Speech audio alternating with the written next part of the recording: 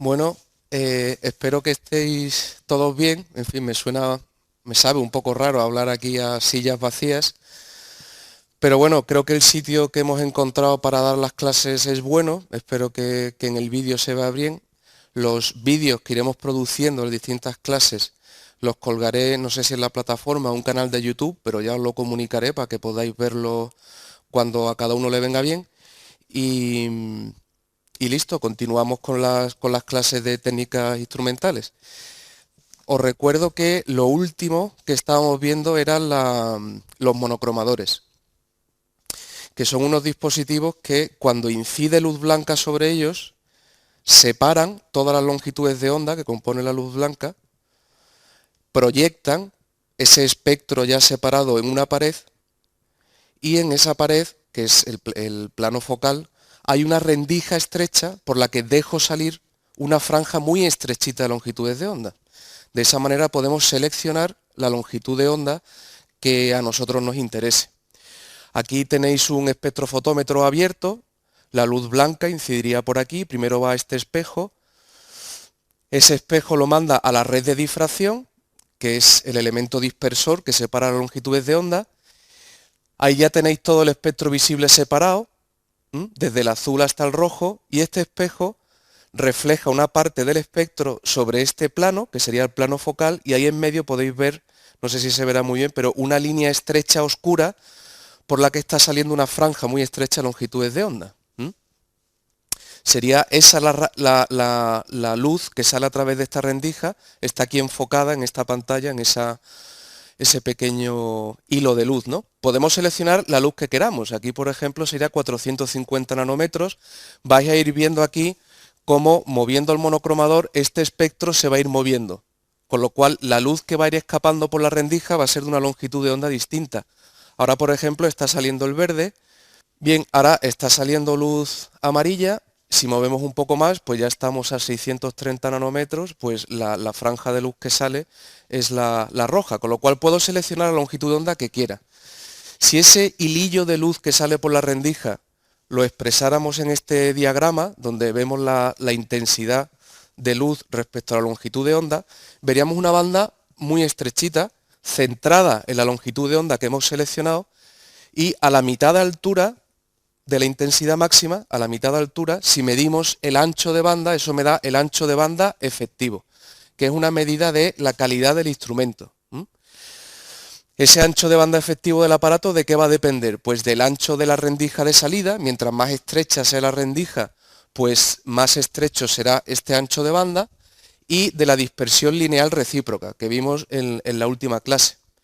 Como la dispersión lineal recíproca es igual a la distancia entre líneas, el orden de difracción y la distancia al plano focal, pues al final este ancho de banda depende de estos cuatro factores fundamentales: la anchura de la rendija, lo más estrecha posible; la distancia entre las líneas paralelas de la red de difracción, lo más pequeñas posible, que haya muchísimas líneas por milímetro; el orden, pues lo más grande posible, pero habitualmente usaremos el orden 1, y la distancia focal lo más grande que se pueda, dentro de lo que nos permita el dispositivo instrumental. Con esto terminaríamos la parte de selectores de longitud de onda y pasaríamos, estamos viendo los componentes básicos de los instrumentos, ya hemos visto qué diseños pueden tener, las fuentes de radiación, los selectores. Ahora vamos a ver recipientes y por último los transductores, cómo transformamos eso en una señal que podamos medir. Respecto a los recipientes hay poco que decir. Como estamos hablando de luz que atraviesa un recipiente, pues lo que tiene que cumplirse el recipiente es que sea transparente a la luz en la que estamos midiendo.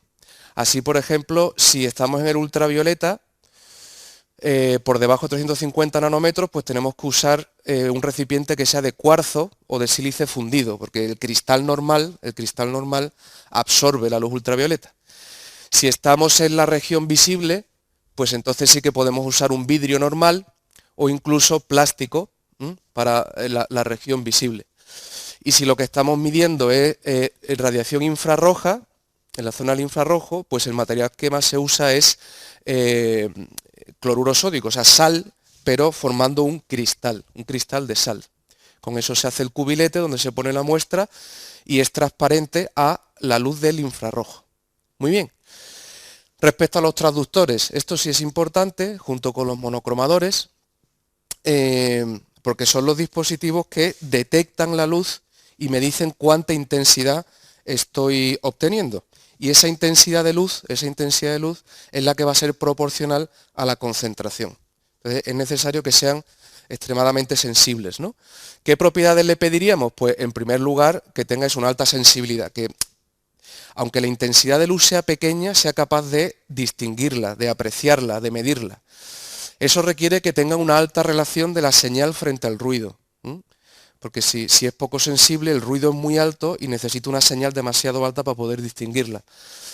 Después, que tenga una respuesta constante en un intervalo amplio de longitudes de onda, es decir, que mida igual en todas las zonas del espectro, no que haya unas zonas en el infrarrojo, en el ultravioleta o en el verde, donde a lo mejor es más sensible a esa intensidad que en otras zonas. Que el tiempo de respuesta sea rápido, porque los cambios de intensidad de luz pueden ser rápidos, entonces necesito que mi detector se dé cuenta y perciba esos cambios de intensidad. Que la señal que me dé sea cero cuando no hay iluminación, es decir, que cuando no está siendo iluminado la señal es cero, y eso siempre hay que calibrarlo. Y que la señal que me produce, que es una señal eléctrica, pues se busca que sea directamente proporcional a la intensidad de luz. Así, de esa manera, como la intensidad habitualmente que medimos es directamente proporcional a la concentración, nos queda que la señal sería proporcional directamente a la concentración, y eso es lo que buscamos. Bueno, pues hay dos tipos de transductores, dos tipos. Los que más se usan son los fotoeléctricos. Son detectores que responden a fotones, miden fotones, el número de fotones. Hay distintas técnicas para esto y se usan en las regiones del ultravioleta, del visible y del infrarrojo cercano. Ya si nos metemos en el infrarrojo medio o en el infrarrojo lejano, pues ahí ya no podríamos usar detectores de fotones. ¿Por qué? Porque los fotones en esa zona ya del infrarrojo medio y lejano tienen muy poca energía. Entonces, como tienen muy poca energía, son incapaces de producir el efecto fotoeléctrico o saltar una barrera para que se produzca la corriente, no tienen energía suficiente. Bien, por eso la mayoría de los dispositivos, ya en todos los que sean ultravioleta, visible o infrarrojo cercano, se usan detectores que responden a fotones. Y veremos los cuatro tipos principales, que son las celdas fotovoltaicas, los fototubos, los tubos fotomultiplicadores y los diode array, o aglomerados de diodos, conjunto de diodos. Bien, en el caso de que estemos en el infrarrojo medio y lejano, pues entonces, como los fotones no tienen energía suficiente, pues lo que aprovechamos es que los materiales bajo la radiación infrarroja media y lejana elevan la temperatura de los cuerpos. Entonces, midiendo cómo se calienta el cuerpo, soy capaz de decir cuánta intensidad de luz infrarroja le ha llegado a ese cuerpo. Muy bien. Empezamos por el primero, las celdas fotovoltaicas. Este dispositivo, que es una celda fotovoltaica que ahora explicaremos, es como si fuera un ojo humano, porque en realidad el rango de longitudes de onda que es capaz de medir coincide con el rango de visión del ojo humano. Es sensible en el mismo rango que el ojo humano.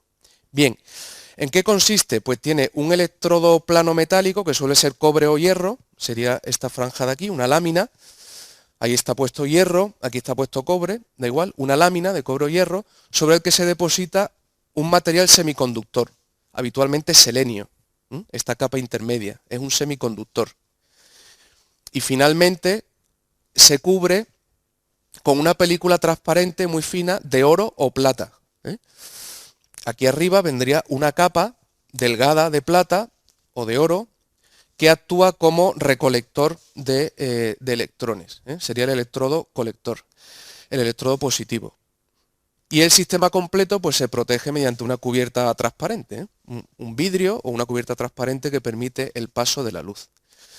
Bien, ¿cómo funciona esto? Bueno, en condiciones normales el selenio, que es un semiconductor, actúa como una barrera que impide a los electrones circular libremente desde el cobre hasta el oro o desde el hierro hasta la plata, es decir, de un metal a otro. El selenio que está en medio actúa como de barrera. Pero esa barrera los electrones pueden superarla cuando llegan fotones, aprovechan la luz que les llega, la energía que le aporta ese fotón para poder superar esa barrera y entonces se detecta corriente, porque empiezan a circular electrones una vez que son capaces de superar esa barrera. La corriente que se produce, que es del orden de 10 a 100 microamperios, pues se pueden medir perfectamente. Ni siquiera hace falta amplificar la señal, es una señal muy clara, ¿eh? Y es proporcional a la intensidad de luz. O sea que es directamente proporcional, lo que buscábamos, la señal que detecto, la señal eléctrica, la corriente, es directamente proporcional a la intensidad de luz que recibe. ¿Qué ventajas tiene este tipo de detector fotovoltaico? Bueno, pues que es un medio tremendamente económico, son dispositivos muy económicos, muy robustos, son sencillos, portátiles, prácticos, ¿eh? Para medir radiaciones de alta intensidad. O sea, tiene que haber una intensidad de luz suficientemente alta para que una celda fotovoltaica la detecte bien. Es útil en el rango visible, que es el rango donde tiene sensibilidad. No requiere una fuente externa de energía eléctrica, ni siquiera pilas, o sea que directamente funciona cuando recibe luz, se produce corriente. Y en caso de análisis rutinarios, que es lo habitual, ¿no? Pues estos instrumentos proporcionan información analítica perfectamente fiable. O sea que se pueden usar y son muy baratos. Ahora, tiene inconvenientes y uno tiene que conocerlos. No pueden medir radiaciones de baja intensidad, ya lo hemos dicho, solo pueden medir alta intensidad, con lo cual si a mí estoy midiendo una muestra que me da intensidades muy pequeñas, pues no podría usar una celda fotovoltaica. No miden fuera del rango visible, entonces si quiero medir en el ultravioleta o en el infrarrojo, no puedo usar este tipo de detector. Y con el tiempo muestran fatiga, es decir, que el uso continuado hace que cada vez sean menos sensible, con lo cual hay que estar calibrándolo constantemente, porque de una vez a otra a lo mejor me mide un poquito distinto. Muy bien. El siguiente detector que vemos, el segundo, son los fototubos. Consisten en un cátodo semicilíndrico, como tenéis aquí, una superficie semicilíndrica, que es un cátodo cubierto de un material que habitualmente suele ser cadmio o otro metal que sea fotoemisor, que tiene la peculiaridad de que cuando recibe fotones, con mucha facilidad, esos fotones arrancan electrones, que inmediatamente son atraídos por el ánodo, a donde van los aniones, en este caso los electrones, que es el polo positivo.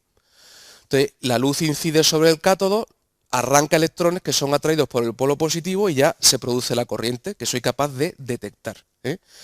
Este circuito está abierto porque esto es vacío mientras no llegue luz. En el momento en que llega luz, los electrones son capaces de pasar de aquí a aquí, es como si el circuito se hubiera cerrado y por tanto hay corriente. Y esa corriente la puedo detectar y la puedo medir. Bien. Hay que tener cuidado con el potencial que se le aplica, habitualmente con 90 voltios es suficiente, porque si el potencial es menor, la señal que recibo depende un poco del potencial. Pero si estoy a 90 o más de 90, la señal ya es estable y es directamente proporcional a la intensidad de la luz. O sea que, de nuevo, midiendo la corriente eléctrica, automáticamente sé cuánta luz ha llegado, cuál es la intensidad de luz que ha llegado, el número de fotones que han llegado. Bien, entonces, ¿cuándo usamos los fototubos? Pues cuando son radiaciones de intensidad media y baja. Para intensidad media y baja.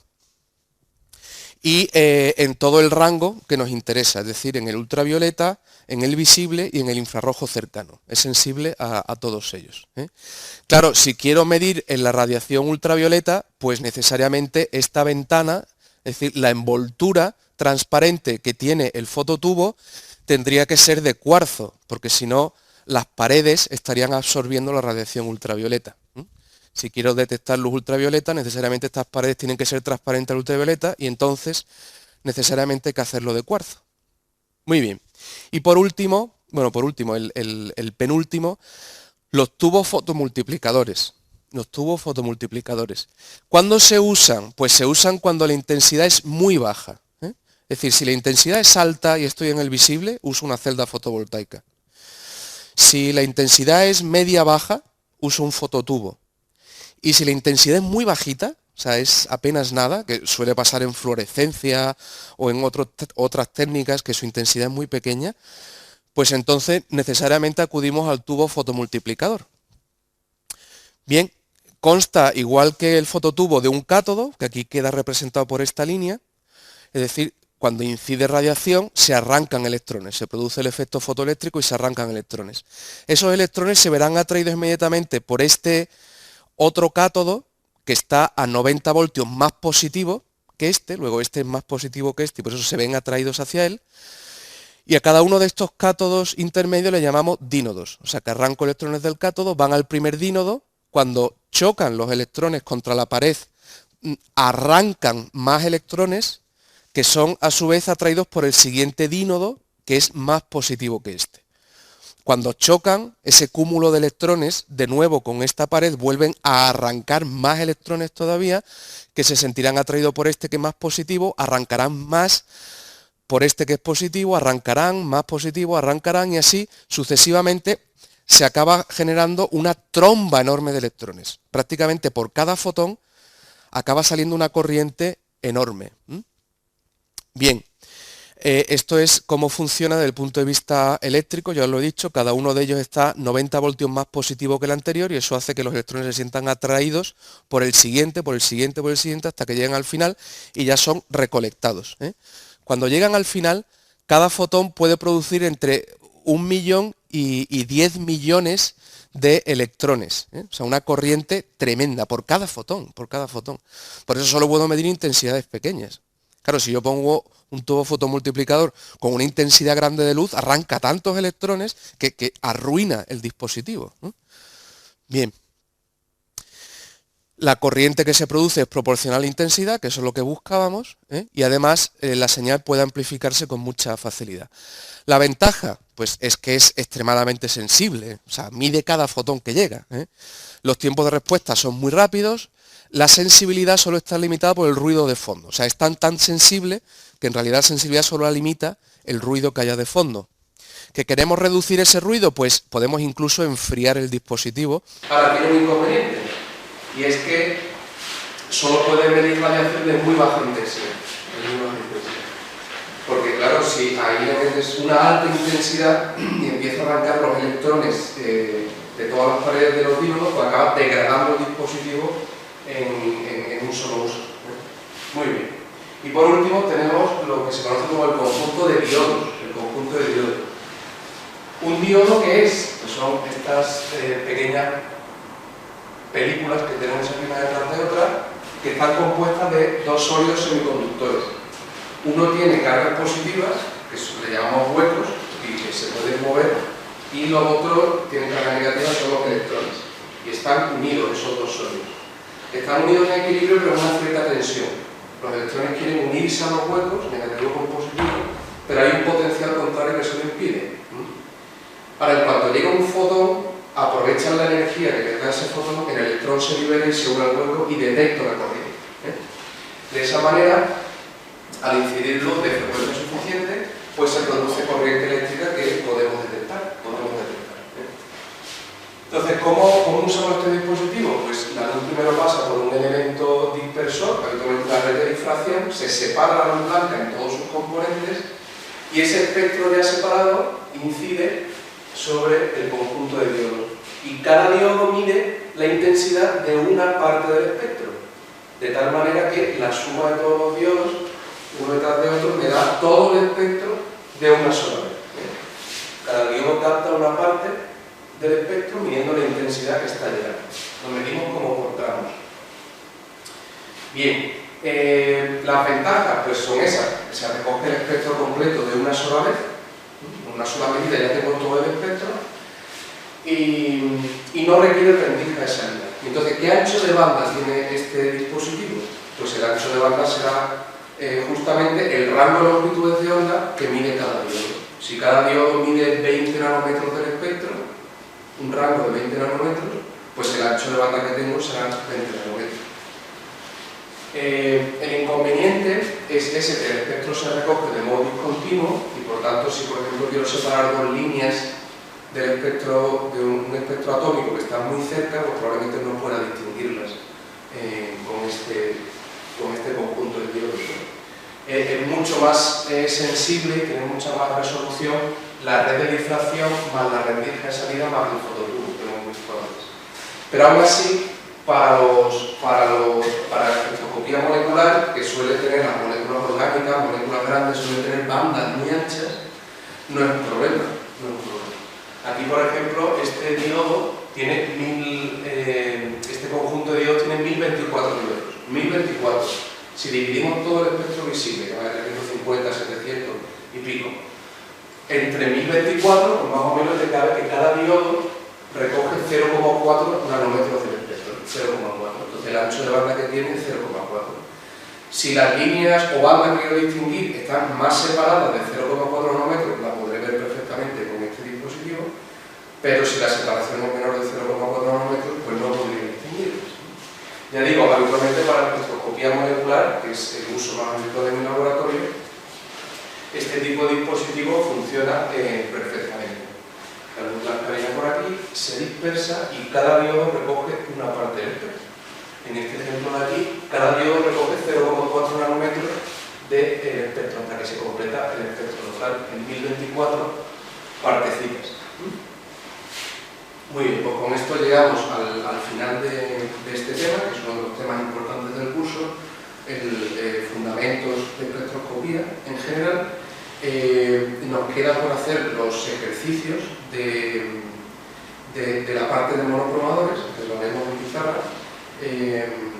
Os animo a ir estudiando. Tenéis la ventaja de que ahora pues, no tenéis un horario completo de clase, entonces os podéis poner este vídeo, por ejemplo, pero cuando os venga bien, por la mañana, por la tarde, cuando mejor estudio cada uno, pero no lo dejéis. El esfuerzo valdrá la pena, cuando haya pasado todo este periodo especial que estamos viviendo ahora, pues tendréis la recompensa de vuestro esfuerzo aprobando pues, las asignaturas que estéis estudiando.